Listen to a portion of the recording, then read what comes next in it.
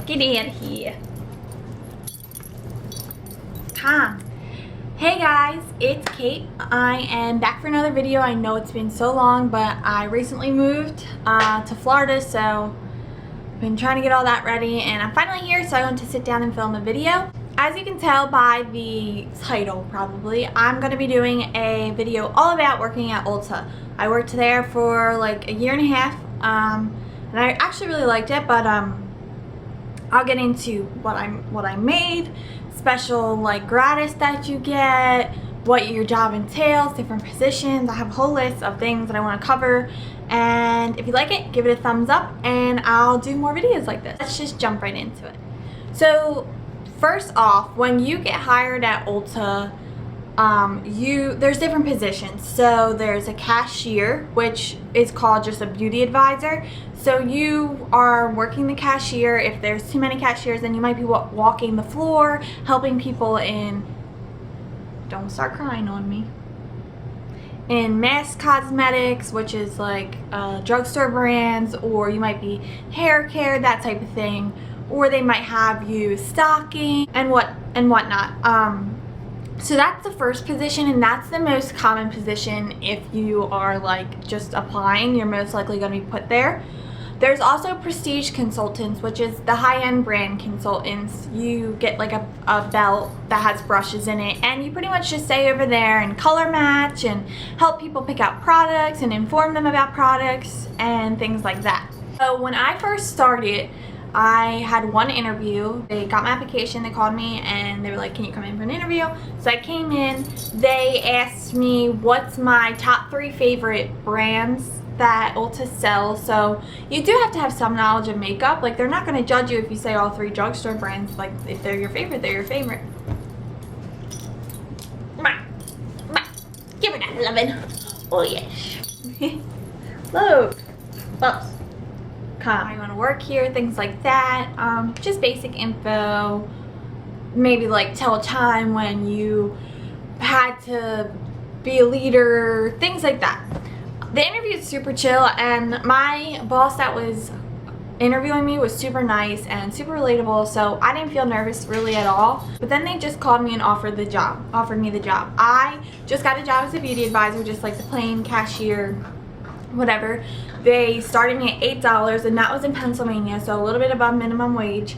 At the time, I was just in school, so I was like, that's fine, whatever. I mean, I'm just selling makeup. I kind of picked up very fast. I didn't have much beauty experience at all, just from what I watched on YouTube, but I kind of picked up fast. I really liked the job. I liked the people I worked with. One of my best friends worked with me. I met another one of my great friends there, so it was pretty cool. And I soon got promoted to prestige, which is, like I said, the high-end makeup. I had an interest in it, and they saw that, and I was good at selling makeup. I was relatable, whatever. So they put me in prestige, and they got a $1 raise, so I got $9 an hour. And I worked there in prestige for like a long time, and during the holidays I would be a fragrance champion, which is someone who just stands in fragrance, make sure nothing suspicious is going on, but also like helps people pick out scents. So you have to know like the notes of each perfume and what more demographic they go towards, and then you just kind of, when people come over, I'm looking for this kind of scent, looking for this kind of scent, you just direct them in the right directions. So yeah, I was prestige, and then during Christmas time, holidays, I was fragrance champion.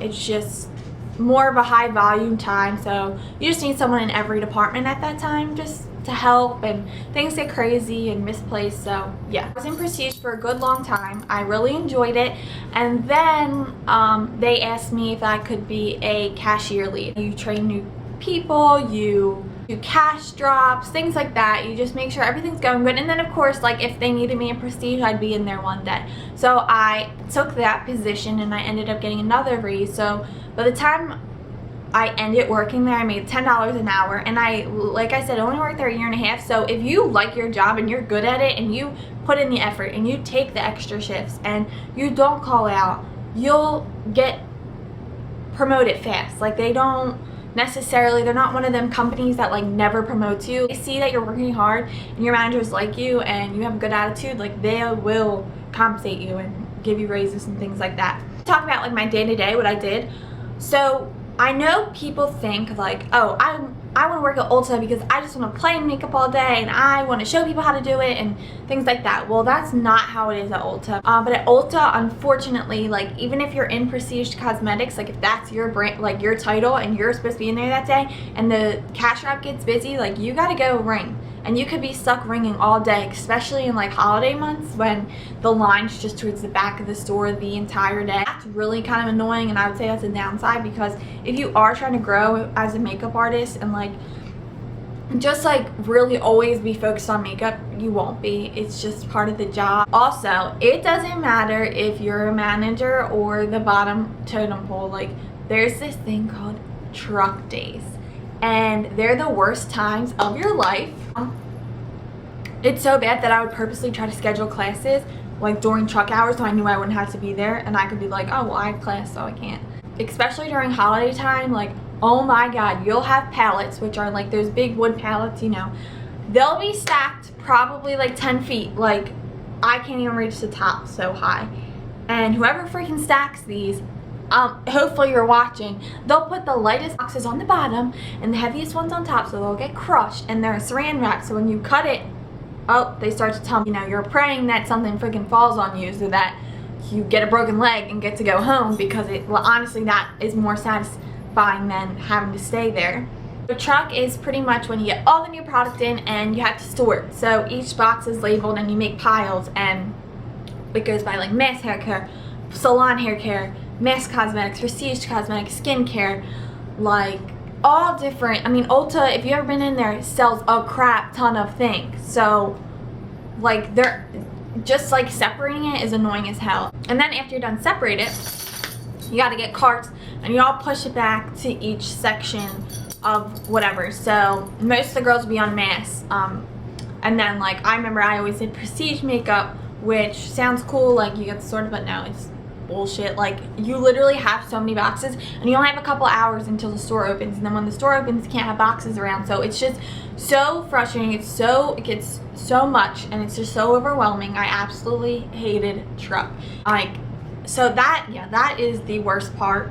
And then during holiday you have 2 trucks, which is even freaking worse, and honestly they're terrible and you are exhausted by the end of the day.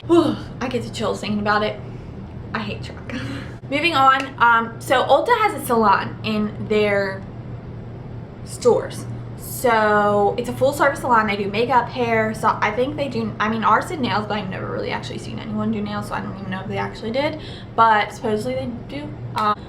Even if you're a prestige consultant like I was, you can only do color matching or like, oh, help me pick out a shade of red, show me how to like apply this. So we can't do that, and if we see someone like kind of trying to get a full face, we can't. We have to say we can only do like one eye or something. Like it's that stupid, because the salon does it for us charge.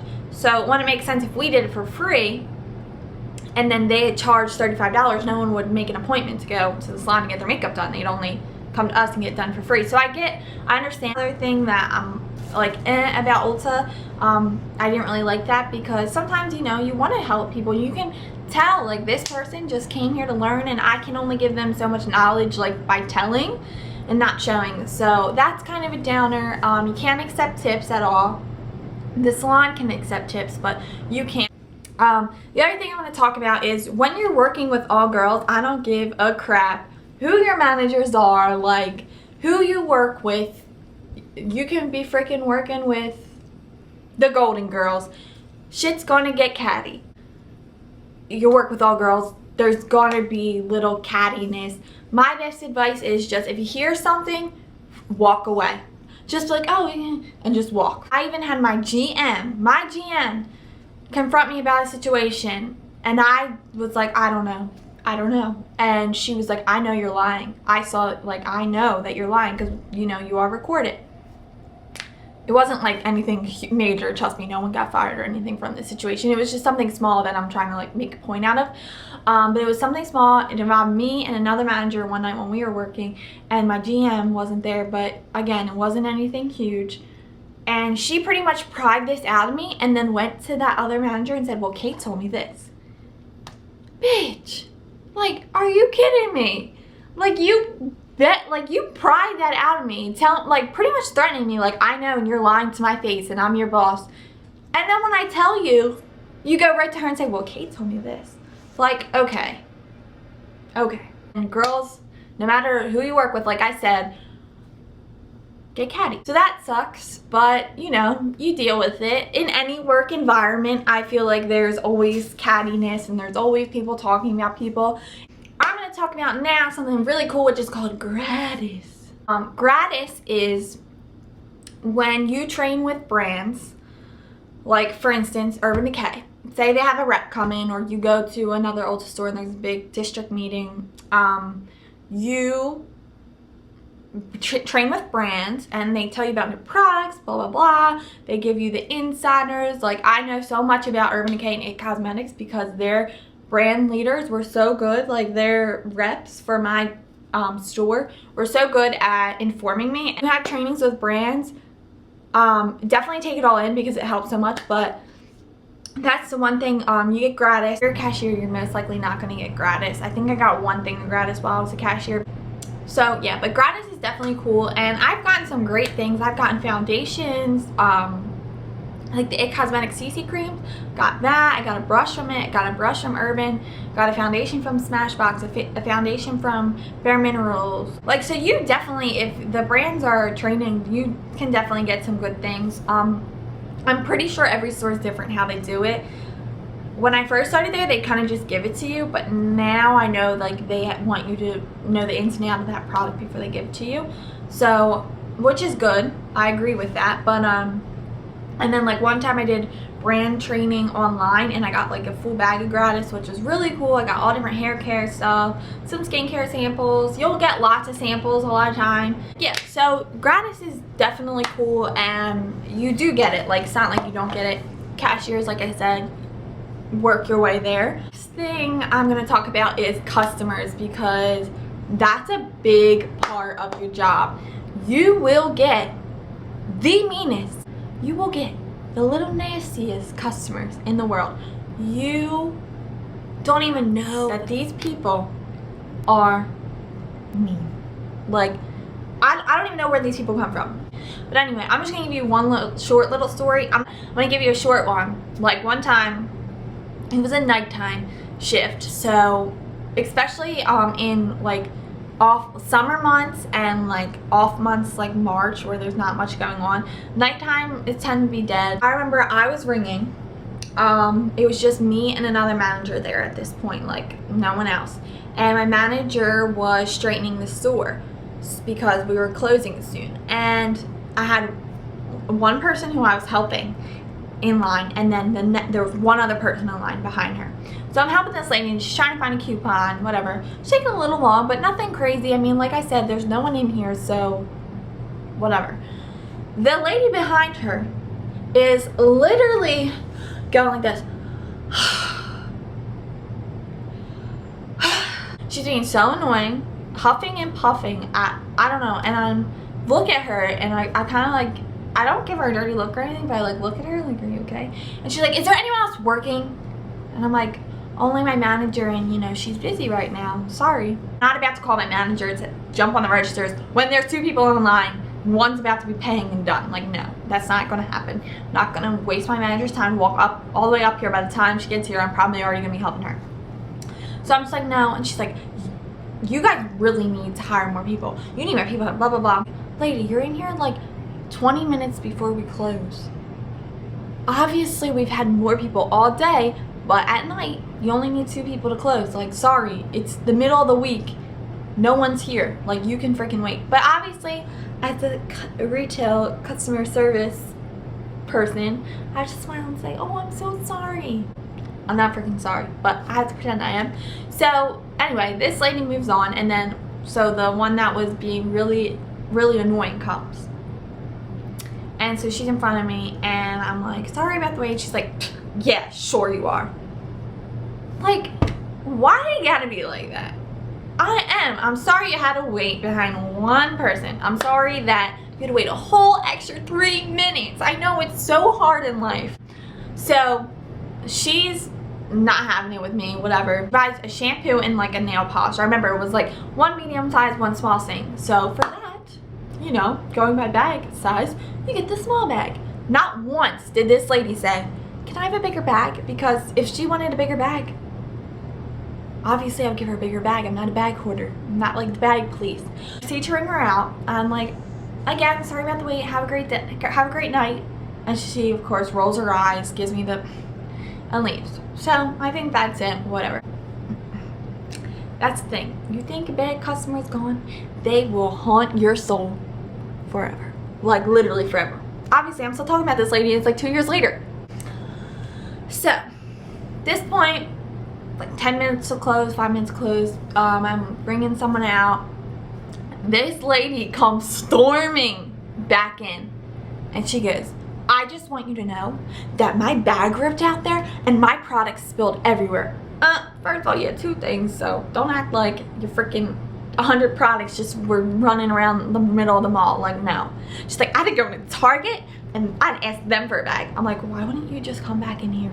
If it literally happened right outside the store, why don't you just come back in here and be like, hey, my bag just broke, can I have another one? Because you're Satan. You're Satan and you want to ruin everyone's day. Is yelling at me like, you know, my bag just broke, this is all your fault. And then she's like, and you're laughing at me. I'm like, was that like, did you see me smile? I'm like, ma'am, I am not laughing. I apologize if you thought that. Again, I have to kiss her ass pretty much because that's the wonderful world of customer service and retail. So I was like, I'm so sorry. I don't understand why the bag ripped. Usually it can hold a shampoo and a nail polish quite fine because they're pretty sturdy bags. We ain't Walmart bags over here. And she proceeds to walk out. So, whatever. Done with that. And you know, of course I should have known that that wasn't it because that would be too easy. The night goes on. I go home. Next day I have another shift and my boss calls me back. This freaking lady did not just call my boss. No, that would be too simple. She went all the way to corporate. This is what I'm talking about, working in retail. She told them that I was laughing at her while she was in line because she was getting frustrated having to wait behind 4 people. 4 people. We have cameras, you dumbass. Like, we have cameras! That's not even the half of it. So I was laughing that she was getting agitated, apparently. And when she came up, she begged me for a bigger bag. And I said, no, you need to take this small bag. Apparently, I denied her bigger bag because that's my job. That's my goal in life. Make people have to use small bags. So she leaves. And then her bag ripped. And then when she came back in, I laughed in her face. She said I leaned over the counter and laughed in her face. Why on God's name would I do that if I work in retail? Yeah, so that's what she said happened. I laughed in her face and still refused to give her a bigger bag. And she had to carry out her products in her hands when in reality she got the bag from Target. And that was her whole story. My boss was with me that night and I told her right after that, like, that's what I'm talking about. If you work in retail, if something like that happens, right as it ends, you go to your boss and tell her exactly what happened. You know, jot down the freaking time so you can go back to the cameras because people will try to get you fired. My bosses obviously believed me and told corporate that the whole thing was made up and they have video footage to prove it. And they were like, yeah, we figured that, whatever. We just sent her a coupon to make her happy.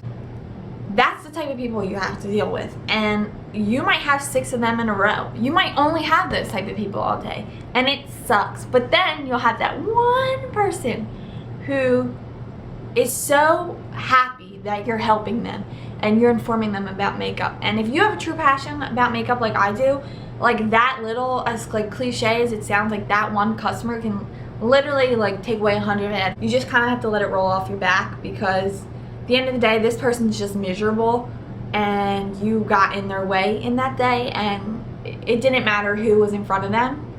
They're gonna be mean. And the last thing I'm going to talk about is hours. Like, you have to work long hours. Like my Ulta was open till 9, but it was in a mall. So during holiday, it was actually open till midnight on some nights. So I wasn't getting out of there till like 12:31, which boos. But you know, that's again part of retail. If you don't like working nights or weekends, Ulta is probably not the job for you, because you will be. It doesn't matter if you say I'm not available nights and weekend, you won't get hired. That's just, unless they desperately need daytime people in the week, you won't get hired, because they need people to be flexible. You need to be flexible. Yeah, if you enjoy makeup and you really have a passion for the beauty industry, Ulta is a great place to start working. They'll hire you without any beauty experience. I didn't have any beauty experience when I worked there. They can obviously tell who has potential and who just is looking for a job. I hope you enjoyed this video. If you have any other questions about working at Ulta or interview process or whatever, leave it below and I will answer all your comments. I think I pretty much touched base on everything I wanted. If I forgot anything, I'll like comment it down below. But yeah, I hope you enjoyed this video and I'll see you in my next one.